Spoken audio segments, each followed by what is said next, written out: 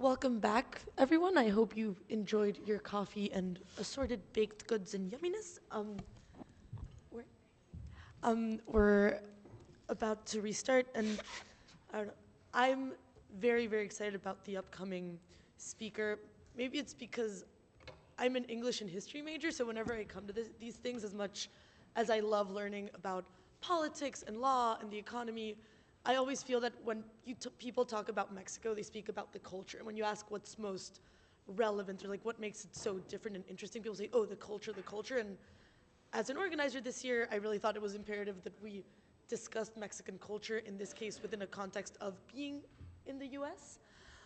So it is my complete pleasure to introduce Fey Berman. Fey is a prominent journalist based out of New York City. She actually started as an economics major in Mexico City at the ITAM, and then quickly realized that her passion, well, not quickly, afterwards realized that her passions lay elsewhere. She ended up going to purchase, getting a BA in philosophy, and then on to NYU, where she got a PhD in dance and wrote a dissertation about mystic dancing of a particular Jewish tribe, which sounds really interesting, and I'd love to hear about that later. She spent years of her life choreographing, and afterwards went on to be a writer who chronicles the culture and political life of the Hispanic community in New York.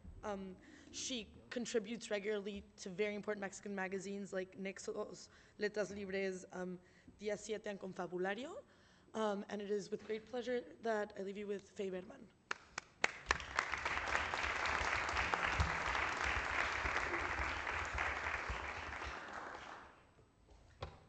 Hello, muy honrada de estar acá. Hola, I'm very honored to be here.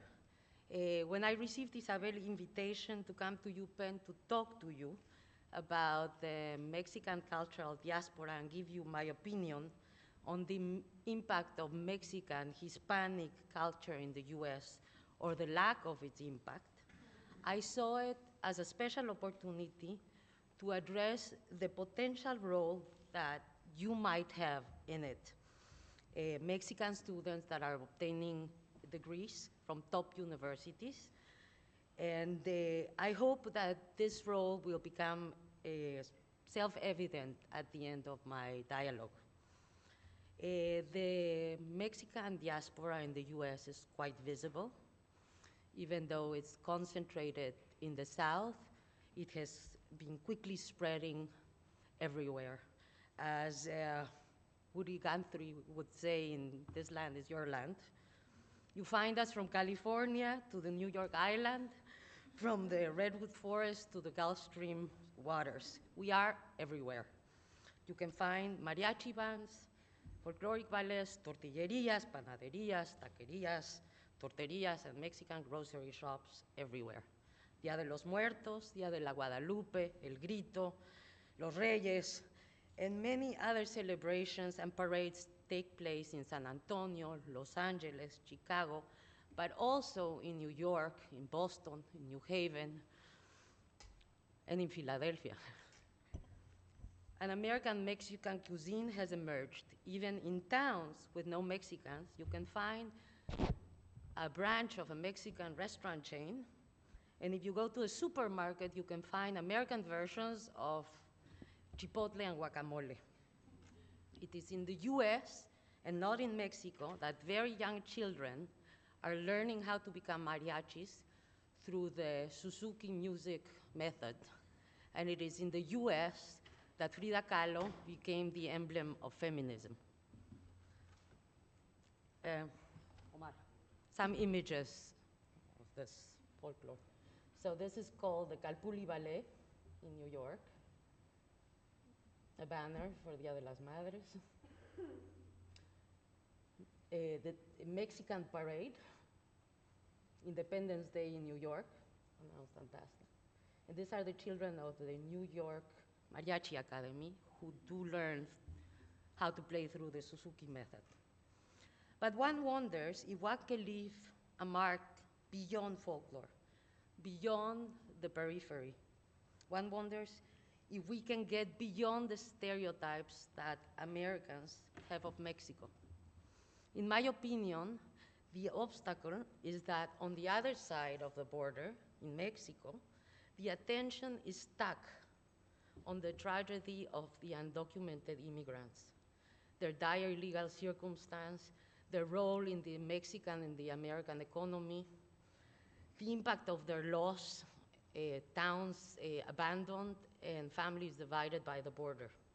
And stuck also on the fuga de cerebros, the loss of talented Mexicans that have left for greener pastures. I believe these conversations have lost relevance. Immigration from Mexico has virtually stopped, and the regularization of the undocumented has become inevitable. We are witnessing it. Why? Because last year the Hispanic population of the US surpassed 53 million, because it's very common that in the same family of Central Americans or Mexicans, some are legal and some are not. And as a result, the vast majority of US Hispanics support regularization, and most important, their opinion now counts. The Hispanic population is becoming so strong in numbers that, to the annoyance of many Americans, their vote determined the elections and is in fact determining the new identity of the Republican Party, because they either become pro-regularization and pro-Hispanic, or they're doomed to disappear. Future undocumented immigration is unlikely. The new policies are carefully being drafted to prevent repeating how past amnesties encouraged more illegal immigration. And regarding the talented Mexicans that leave for good, should we really dwell on something that is inevitable? Talenteds have always migrated to places where they can have most impact. And since the world is becoming more global, more interconnected, this is going to become more common. Instead, in my opinion, the attention should veer to the potential benefits of the interconnectedness between Mexico and the US, and to the influence that these significant Mexican individuals, the US Mexican elite, can have on it. Wanted or not, our ties are stronger. Beyond all kinds of political and economic exchanges, today, Mexico and the US are much more than neighbors. We are family. Desire or not, we have become related. According to the 2010 census, 33 million inhabitants in the US are Mex-Americans. From the perspective of the other side of the border, the phenomenon is equally striking. According to the Mexican press, 1 in 10 Mexicans lives in the US, 12 million. However, this number refers to immigrants and ignores those born in the US of Mexican origin. Taking those into account, there are almost 3 Mex-Americans for every 10 Mexicans. Future projections are even more striking. In 2050, the population of Mexican origin will be 80 million. Almost 1 in 5 Americans will be one of us. In Mexico, the population will strike 147 million. 35% of the extended Mexican family will be in the US. More than a third of our family will be our Mexican American brothers and sisters that will be living on this side. But will the future Mexican Americans be versed on Mexican culture beyond folklore? Will the part of their identity that is Mexican be an embarrassment? The US Mexican elite could play an important role shaping this new identity. If it does, it will also empower the voice of Mexico in its relations with the United States. This elite is already doing it in New York. And I want to give you a small sample, but it will be a bit overwhelming, the amount of names. I just want to impress you. Given the phrase, if you can make it here, you can make it anywhere, still rings true, New York has attracted a group of significant Mexicans of many fields.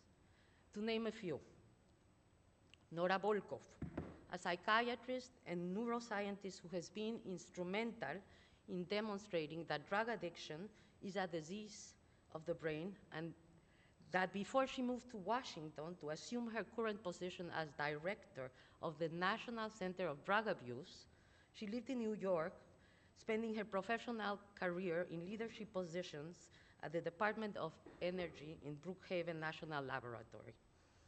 By the way, Volkov, born in Mexico City, is Leon Trotsky's great-granddaughter, a living proof of the benefits of migration. Ethel Cesarman, a scientist at the forefront of AIDS research and other immunodeficiency diseases at the molecular level.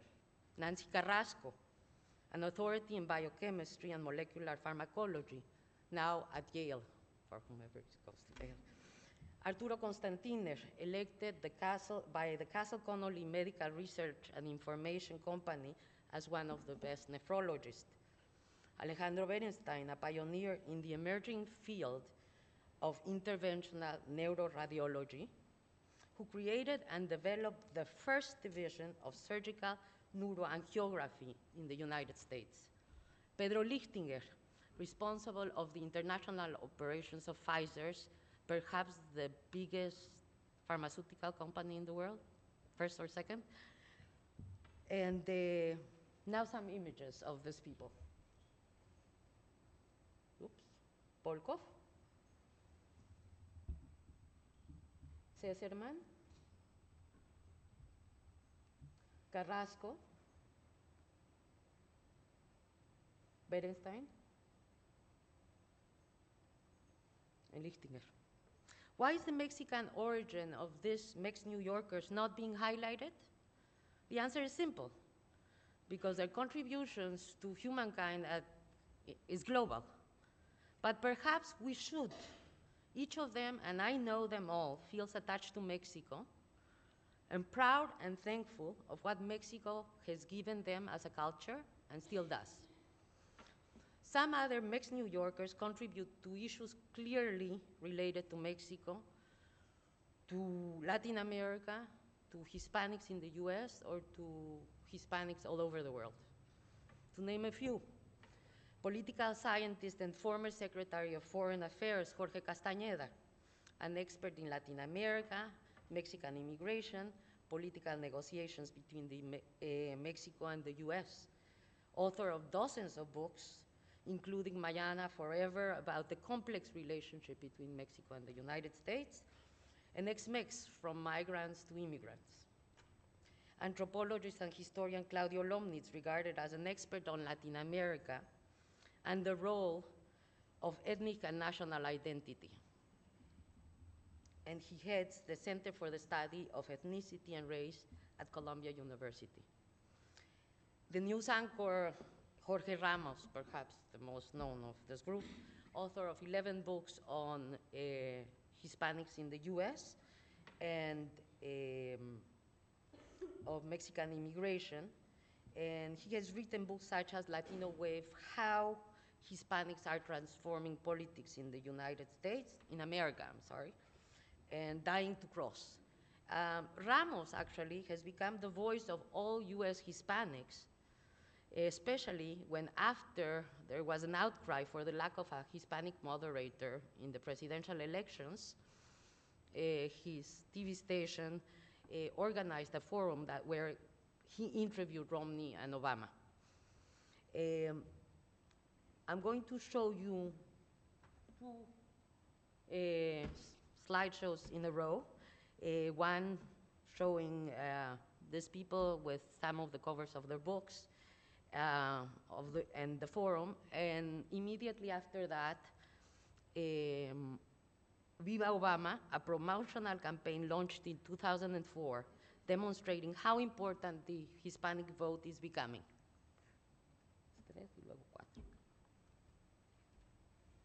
So that didn't go in order.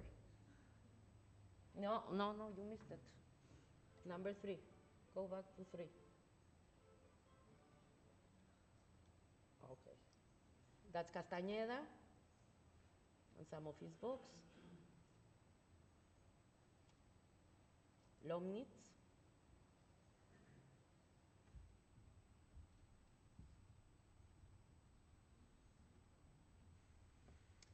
Ramos. Then there's some pictures in the forum with Obama and Romney.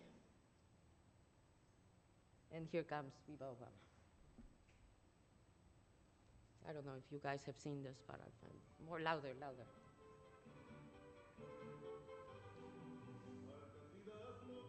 Más fuerte.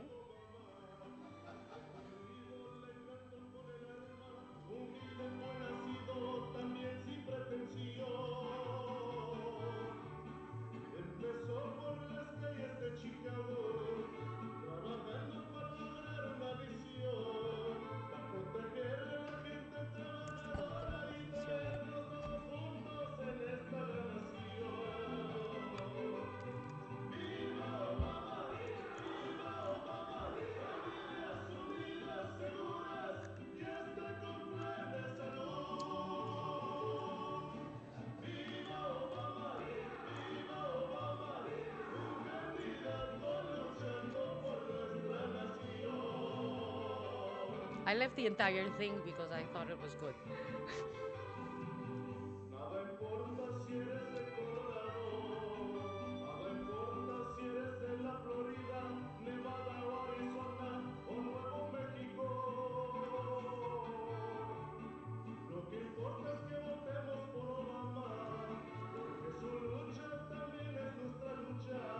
Y hoy que tenemos la urgencia para un cambio, vamos todos unidos con nuestro gran amigo. ¡Viva Obama! ¡Viva Obama! Familias unidas, seguras y hasta con plan de salud. ¡Viva Obama! ¡Viva Obama! Un candidato luchando por nuestra nación.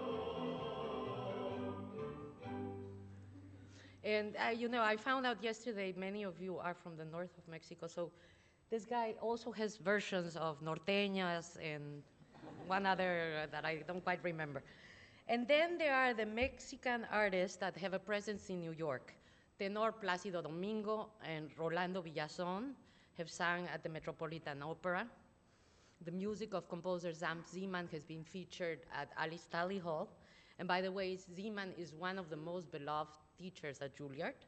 Alondra de la Parra left her mark forming and conducting an orchestra sponsored by Deutsche Bank. Gabriel Orozco has had 2 exhibitions at New York's Modern Art Museum. Architect Enrique Norten has designed massive buildings throughout Mexico and the US.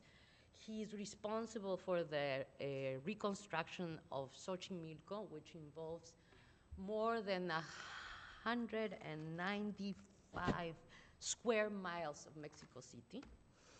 And the images that accompanied the following slideshow are accompanied by Yale student Gideon Brosh's interpretation of Zeman's 2 motions in 1 movement, which, I want to emphasize the role of interconnectedness between US, Latin America, Mexico. So this piece, a very early piece of his, is a very New Yorkish piece that at the same time is very much influenced by the music of Argentinian composer Alberto Ginastera. And here they are. The statue of Domingo in Mexico, Villazón, Zeman. I'll explain that picture after. Parra, de la Parra. These are pieces of Gabriel Orozco that were at MoMA.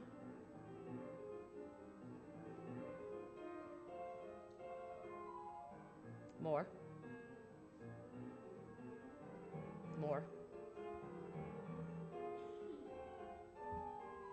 This is of Norten in New York. It's called Mercedes House. here's a bad picture of the plan of his reconstruction. By the way, Norten teaches in Upenn. He asked me to make sure I told you that.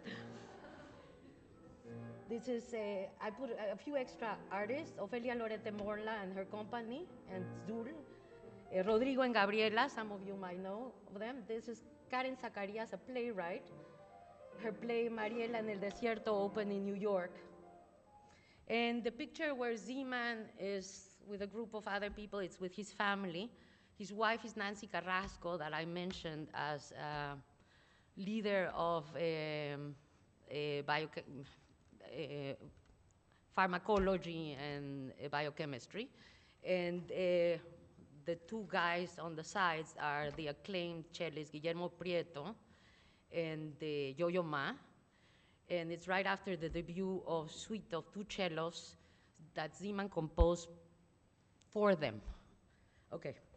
And the debut was in Mexico City in Bellas Artes. Okay. Some artists tap into their heritage in their creation. For example, pianist, composer, and orchestra director Mac Lifshitz has gathered musicians of the highest caliber to perform and record the music of Latin American avant-garde classical musicians.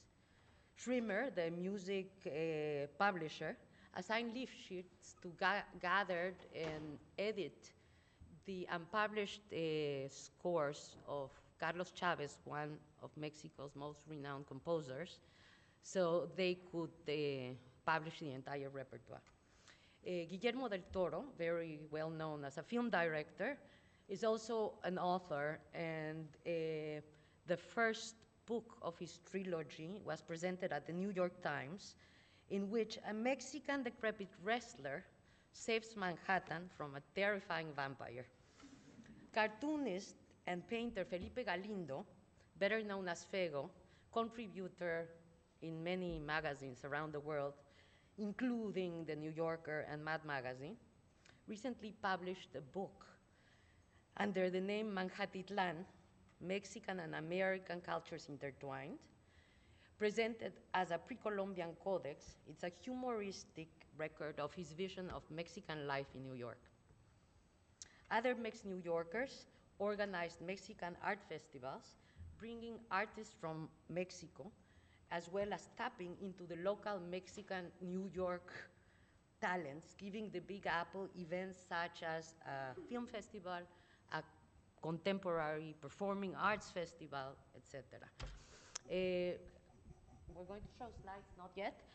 You'll see one picture of Fego in front of a stained glass window that he was assigned to make for one of the subway stations in New York.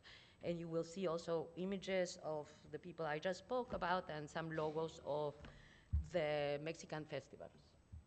This is Lifshitz. And I put some covers of his recordings. He has close to 100, I think. He's been in New York for 40 years. Del Toro talking about his book. This is Fego in front of his stained glass window. This is called Arrival to Manhatitlan, Conquest of Manhatitlan, El Dorado, Battle on Fifth Avenue, Miracle in New York, which I think is quite revealing. This is a performing arts festival of contemporary arts. This is the film festival. And by the way, Cinema Tropical is organized by Mexicans, but it brings movies of all Latin America to the States. They're the biggest distributors of Latin American movies. No, stop, that's another one. Okay, in New York, the Mexican cultural wealth is becoming increasingly evident, straightening the American perception of the Mexican image that it used to have. This transformation has happened despite that the Mexican population of New York is insignificant, 3%, a tiny minority. Another reason why Mexican culture is flourishing in New York is that intuitively Mexican New Yorkers have assumed a wise strategy. They have inserted themselves into the diverse Hispanic minority. which unlike the Mexican minority, it's huge. A third of the city with a presence going back centuries and with big numbers since the 1950s. And in the US, above 53 million with a presence that goes back to the beginning of the country. The Hispanic population of New York is the most diverse in the world. It includes Central and South Americans, Caribbeans, Mexicans, and Spaniards. This is why we Mexicans have been able to include ourselves in the many Hispanic institutions that have existed for decades. And we have done it creatively, transforming them and fortifying them. Simón Bolívar dreamt in New York of a united Latin America. It is in these institutions, a microscopic version of his dream, which includes the addition of Spaniards, is becoming a reality. In fact, it is through our input in these institutions that the label Hispanic or Latino imposed by white Americans is acquiring some reality. El Museo del Barrio is a place that exemplifies this trend. Founded in 1969 by Puerto Ricans, the museum served the community, being a discreet, marginal, institution rarely visited by non-Puerto Ricans. In 2003, Mexican Julián Sugasagoitia was hired to direct it. Sugasagoitia holds a PhD from the Sorbonne. He has written many art books unrelated to Hispanics. He had been curator at the Getty Foundation and was assistant director of the Guggenheim Museum. When I interviewed him, I asked him why he took the step down. And he said, because it gave him the opportunity to bring his Mexican identity into his profession. When Sugasagoitia took over the museum, he established liaisons with high-caliber institutions and created varied programs that had relevant exhibitions, performances, and lectures. He did not transform El Barrio into a Mexican museum, but into a pan-Hispanic museum that attracted various Spanish-speaking minorities. Having in mind the original purpose of the museum, he created events around Hispanic traditional celebrations, such as Dia de los Muertos, etc., encouraging the attendance of poor and uneducated Hispanics that had never been to museums before. By tapping into the wealth of Latin American art and its past impact, he presented exhibitions that attracted non-Hispanics, and he increased the attendance to the museum 10 times.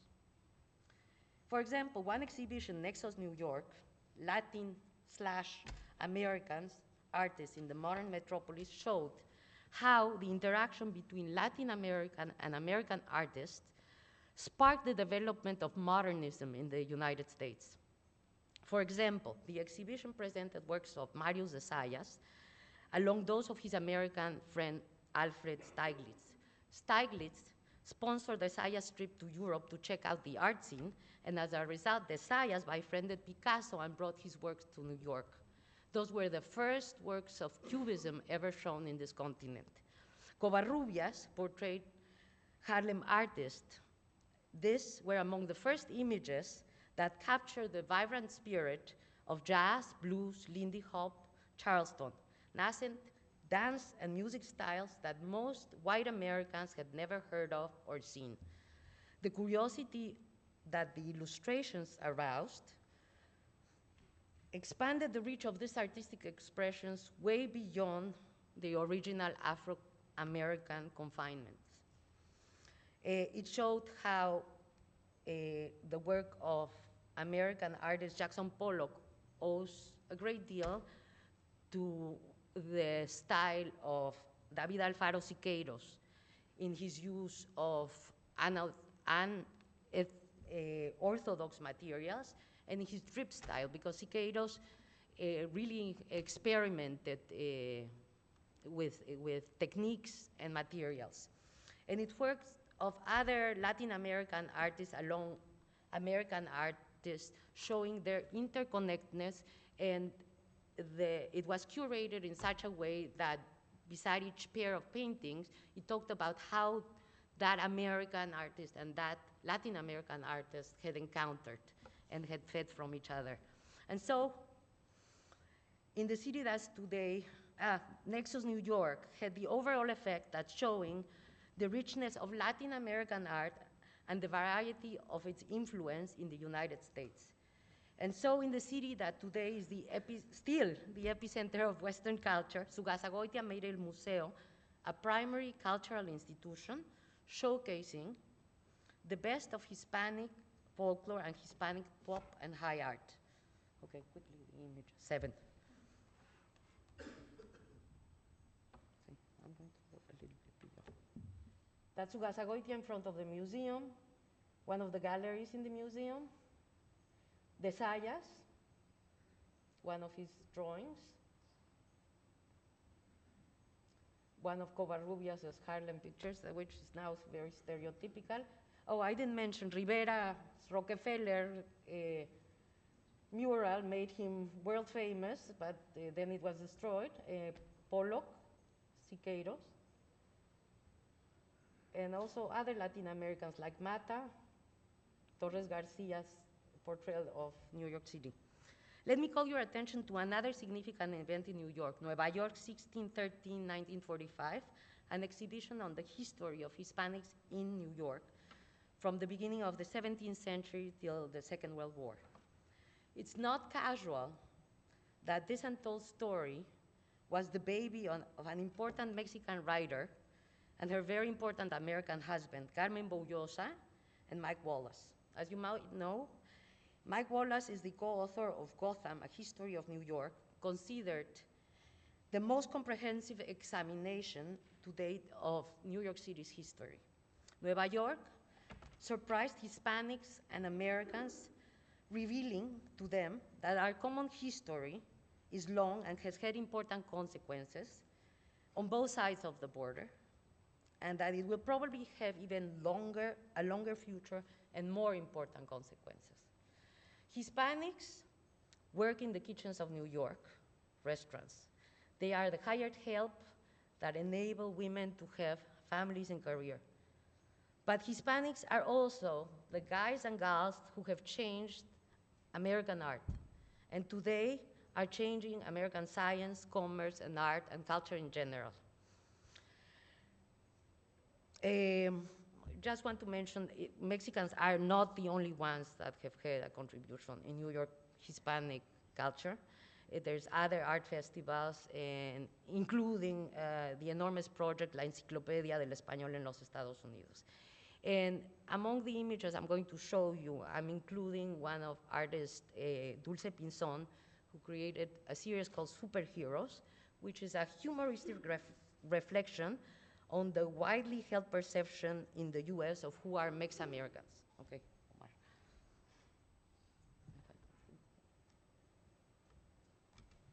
Okay, that's Wallace and Bullosa in their kitchen, the famous book of Wallace, the banner of the exhibition. Oh yes, there's a very important text that goes along with the exhibition where experts in art, politics, economics talk about Hispanics in New York, and these are the Dulce Pinzon's recreations of Mexicans in New York, superheroes. And this is the Latin American Art Festival, the theater festival organized by Argentinians, the other one also Argentinians and Brazilians, and a picture of the Enciclopedia del Español. Of course, New York is unique, but what happens in New York irradiates to the rest of the country, and believe and hope that the more elevated portrait of the Mexican in the US and of the pan-Hispanic identity resulting from the fusion of different Hispanic cultures that are brewing in New York will spread to the rest of the country. On the other hand, similar transformations are shaped by their particular context are emerging in other cultural hubs with talented Hispanics. Look at Miami, look at LA. The benefits of participating in shaping an enriched and proud Mex-American identity will become more vital as years pass and all US Hispanics will be American-born. The benefits could transcend the U.S. Hispanic community, to the relationship between Mexico and the U.S., to the relation among Latin American countries, and even perhaps to the relations between Latin America and the US. Imagine the possibilities. Imagine when more than a quarter, close to a third of the population of the US is Hispanic and aware of the wealth of their heritage, attached by culture to their 800 million brothers and sisters on the other side of the border, which will be the population of Latin America in 250. The seeds are in, but they might not flourish. And I return to my introduction, returning to you, and this is the end. As you embark in a profession either in Mexico or in the United States, as Mexicans or as Mexican Americans, have the wealth of your roots shine, it will enrich you. More dramatically, you can head and shape the transformation of the American, Mexican / Hispanic identity. Your input can make it a reality. Why you? Because Mexico gives you a wealthy cultural heritage, because you understand Mexican culture, and the years you're spending here will help you understand American culture. Because obtaining a degree from a top university in the US will allow you to be in leadership positions in your profession, and also automatically gain you access to the cultural or economic elite of this country. Because I imagine you feel like global citizens, and yet I hope you also feel deeply rooted to Mexico. And I leave you with an image of the magnificent mural, America by Rufino Tamayo, a visual feat in scale, color, and dynamic, measures more than 14 meters by 4, where Cubist expressionist images portray the embrace of two cultures, one supported by Quetzalcoatl, the other by the cross, surrounded by the abundance of the land, the water, the sun, portrayed in yellows, reds, and blues. Tamayo's America is an optimistic portrayal of the harmonious merging of two cultures. It's a promise of universality. That's it.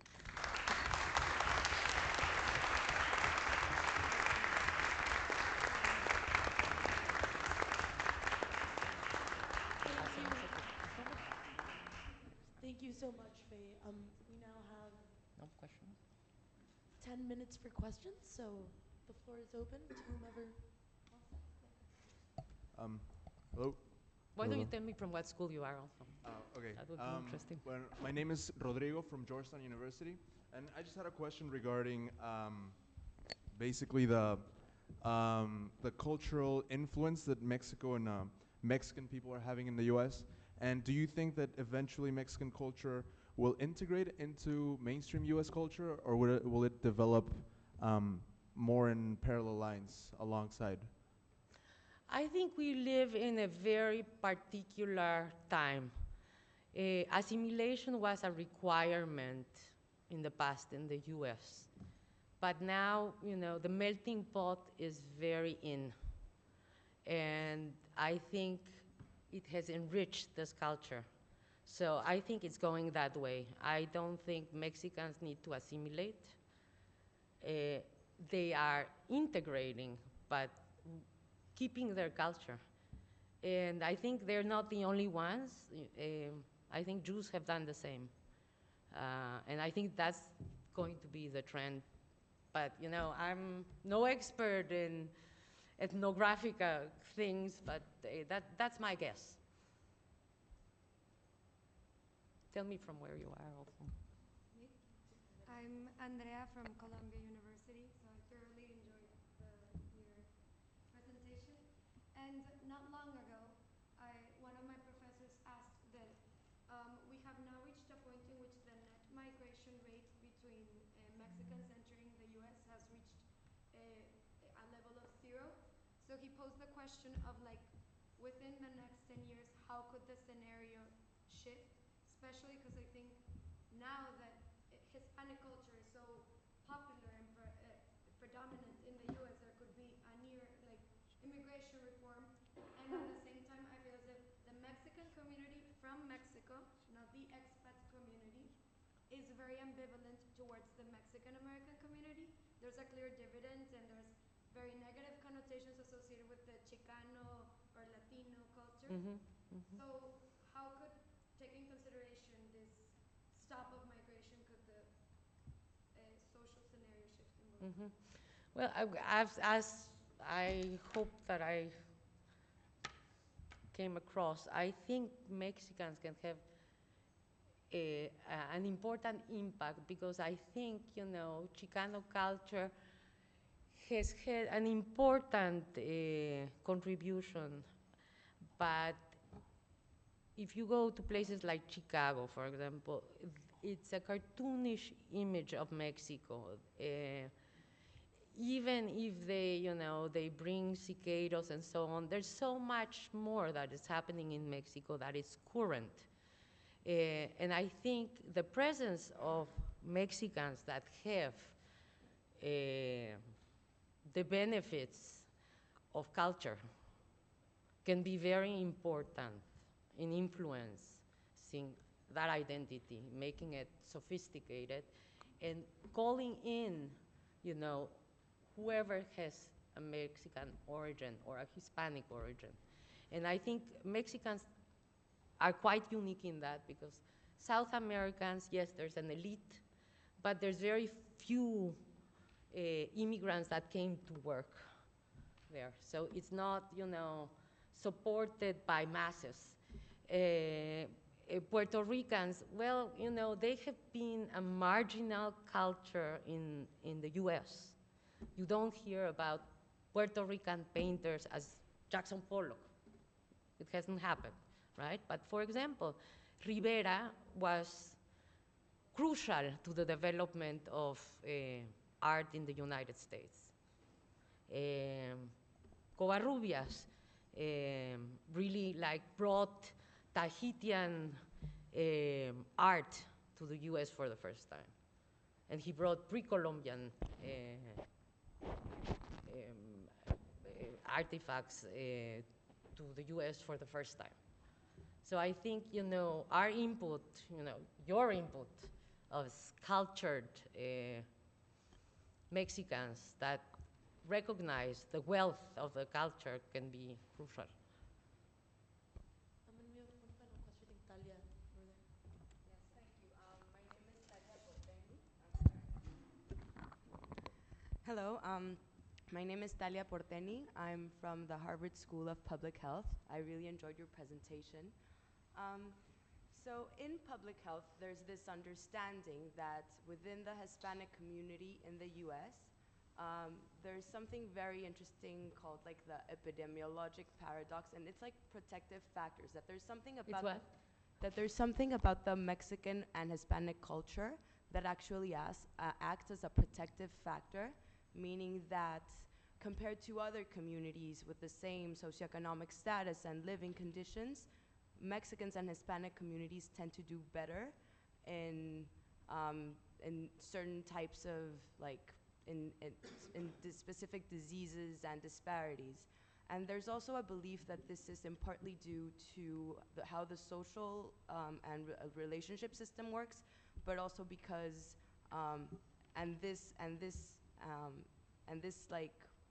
and the relationships are very much embedded within the culture.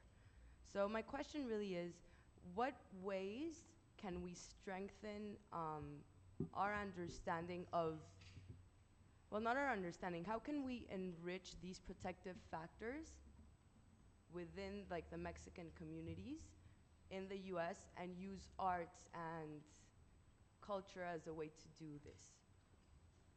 I can think, this is not my field, but I can think of one example. Once I attended a presentation of what Mixteco life was in New York. Most mixed New Yorkers are from the Mixteco region.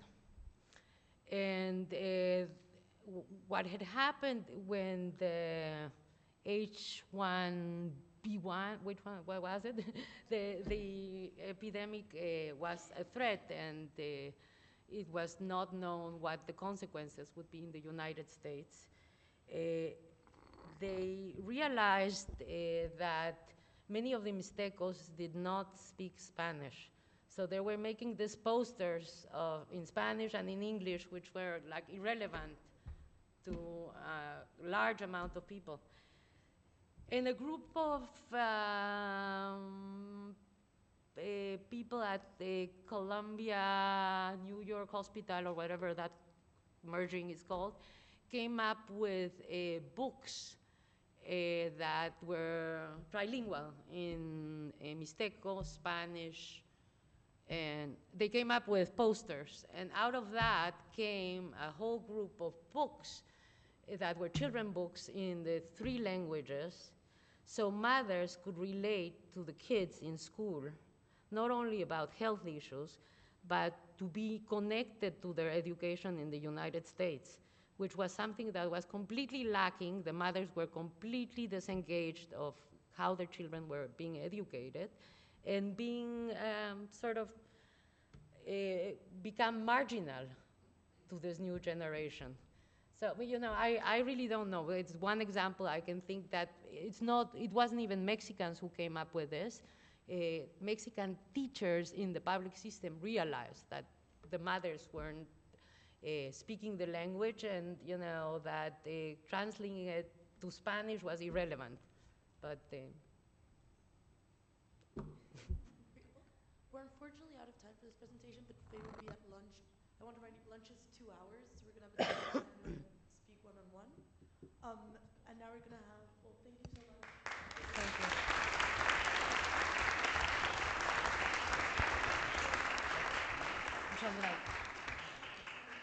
We're going to have another round of short student presentations before going to lunch. I know it's really cold. I apologize. We've gone through the facilities. Apparently, the heating is like the real weather. It's controlled by some higher being we can't really get in touch with, like at university. We're trying to make it so we can make it warmer in here. I really apologize. I wish it were a little bit warmer, but No, we're trying. We're doing our best. calor de la fregada. And I would like to make like an announcement. We have like a dinner at night. It's gonna be at 8 o'clock. Yes. So we will really appreciate if you can buy the tickets. We're gonna be selling them at the lunch. So please buy them because it's gonna be an awesome dinner, and we hope to have you all there. Yeah. So our first presenter this round is Diego Ortiz from the Fletcher program.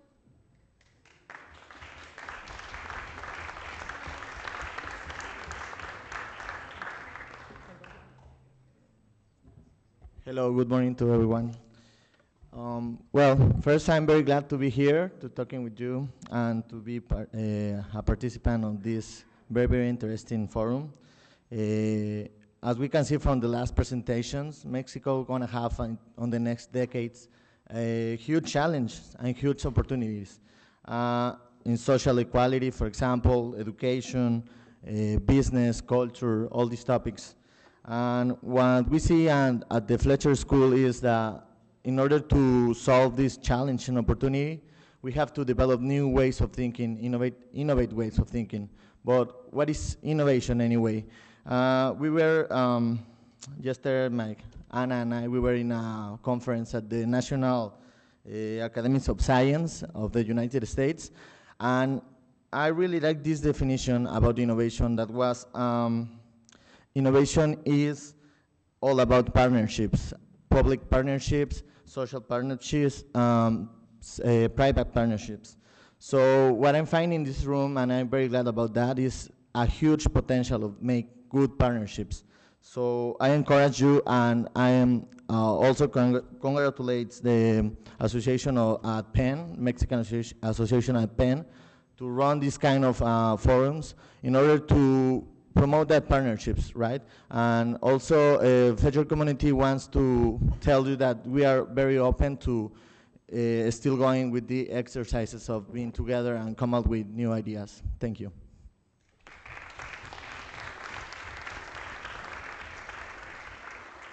Thanks, Diego. The next presenter is Jose Miguel Luna from Georgetown.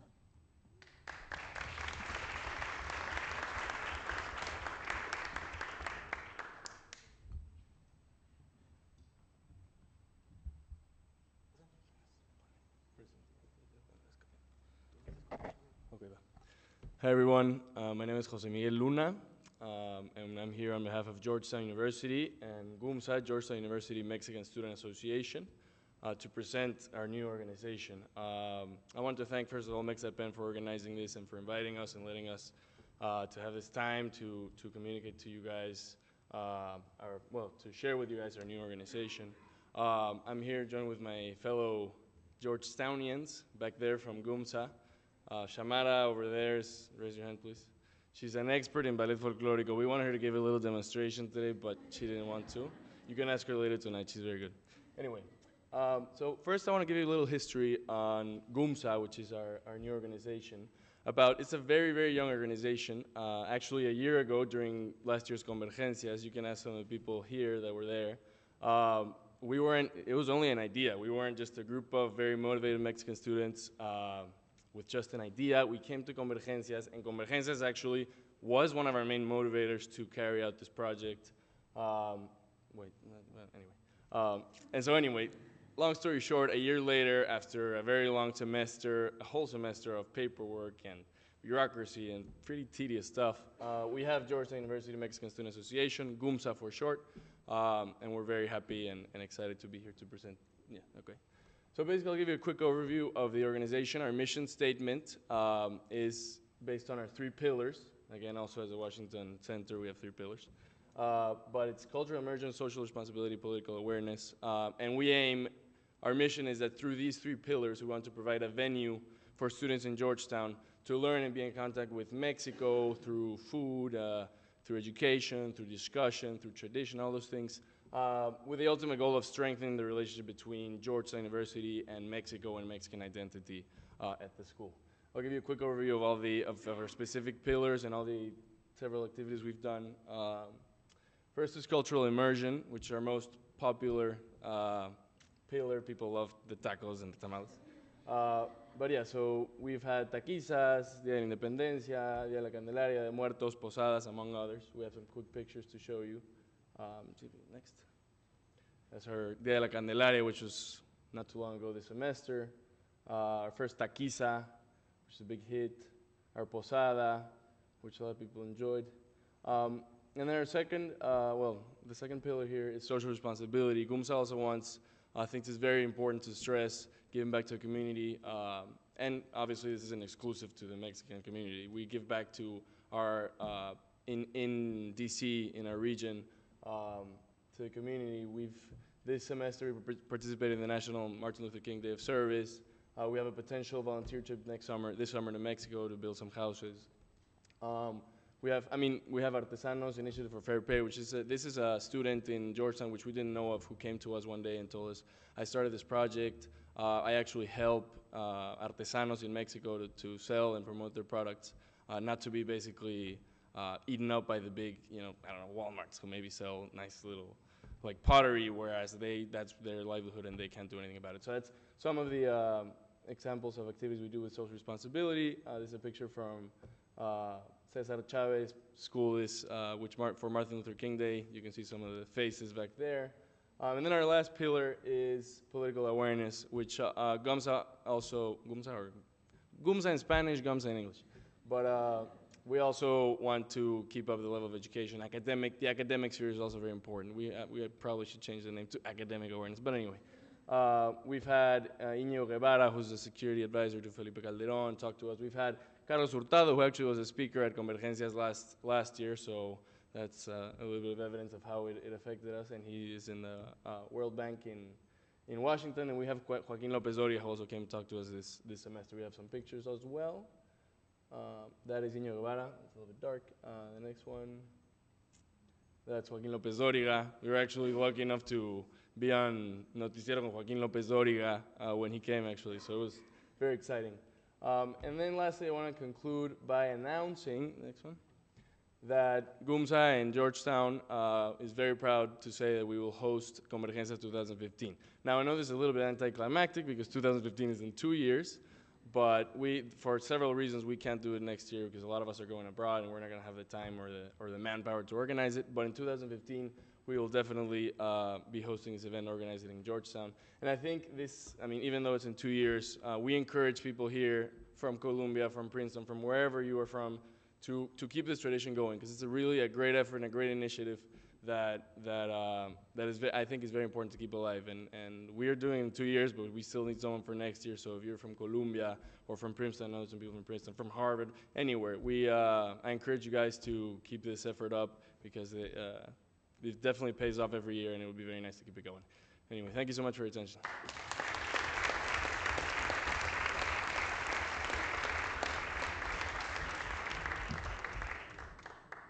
Thanks, Jose Miguel. And our final student speaker before going off to eat delicious things is Alfredo from Princeton.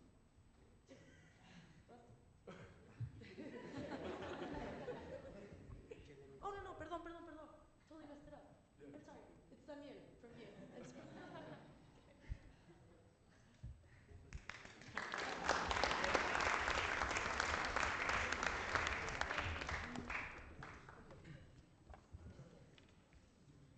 Hey everyone, is that okay? Yeah? Okay. My name is Daniel Del Bosque. I'm a student at Yale University. I'm going to be a little selfish and talk about something that I like and I'm really passionate about, instead of something particularly related to Mexico.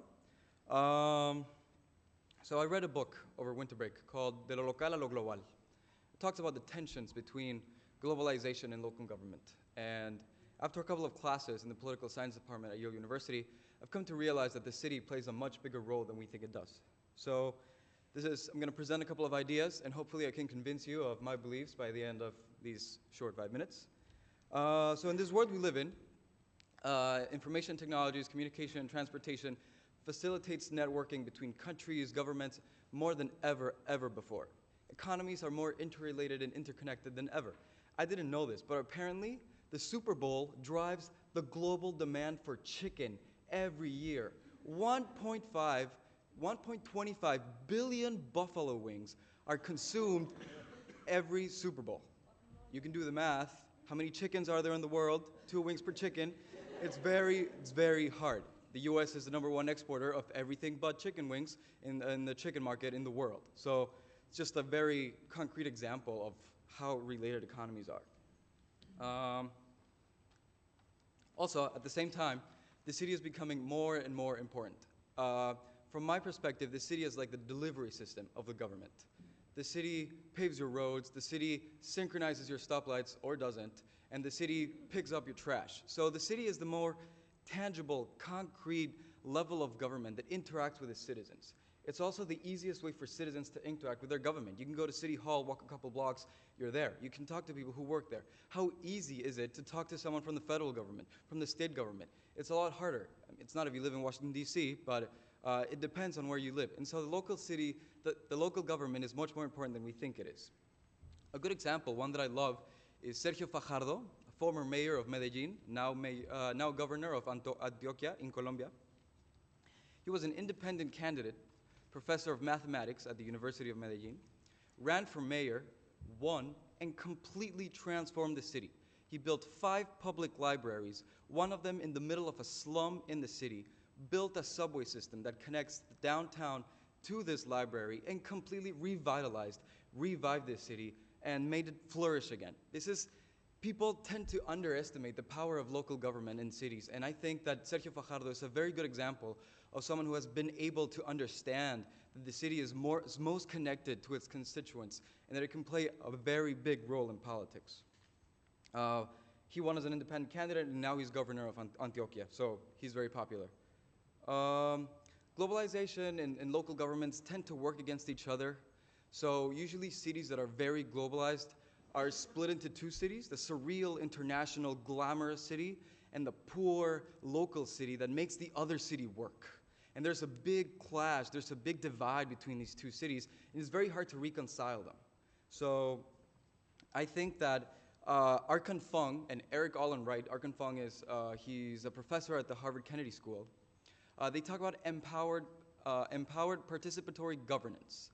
And it's a compromise between more democracy at the local level, more participation from the government, and also from citizens. So it's kind of like a contract where people decide to participate more in government and make it work better.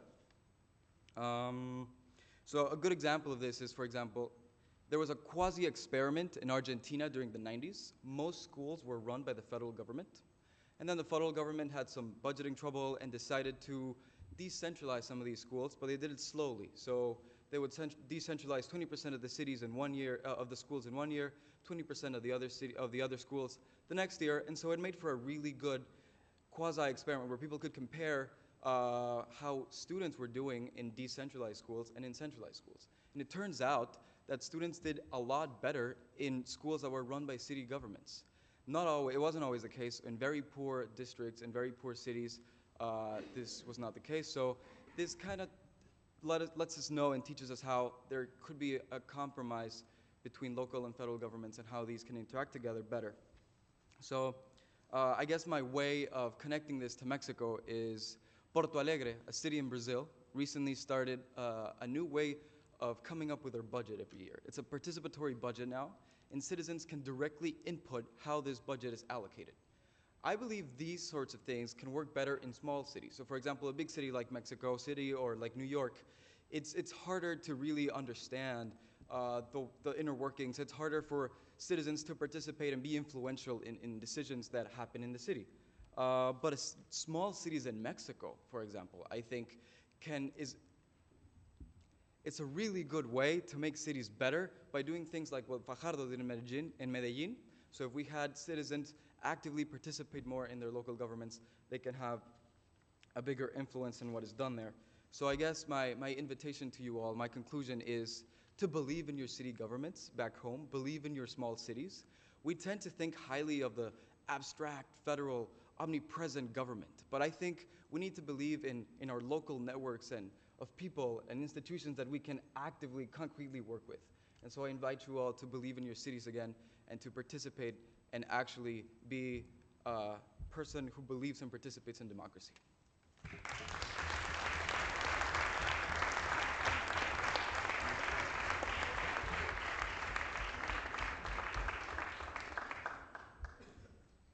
Well, I want to thank everyone who came up and spoke so much. I think if anything, these past 20 minutes have shown kind of what we're here for, which is in part to discuss our own initiatives within our university scholarly context, at the same time share our passions and hope that inspires others. I know I've definitely been inspired.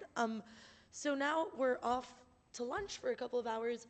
We're going to the castle. You will see why it's called the castle when you get there. It's on 36th and Locust. It's on your map. We'll also be guiding you and making sure you get there. You won't get lost. It's only a couple of blocks away. So we'll have food and refreshments waiting there for us if you would wish to join me. And once again, we'll be selling the $30 tickets to the dinner tonight with the speakers. You can either pay in cash or there's an Eventbrite where you can pay with a card that we'll have access to there as well. So yeah, let's get moving. Let's go eat.